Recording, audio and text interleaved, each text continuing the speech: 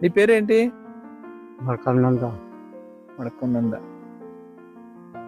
Pension వస్తుందా? Pension లేదు sir, ఆ? పింఛన్ రాలేదు. రావటం లేదా? అప్లికేషన్ పెట్టావా? ముందు పెట్టి కానీ అదే ఇక ముందు పెట్టింది ఉమ్. పెట్టి కానీ అది మిస్ అయింది. మీరు ఈ ఊరు వచ్చి ఎన్ని సంవత్సరాలు అయింది? 30 సంవత్సరం అయింది. 30 సంవత్సరాలు అయింది. మీది డిపార్ట్మెంట్ పొలం అంతా ఉమ్.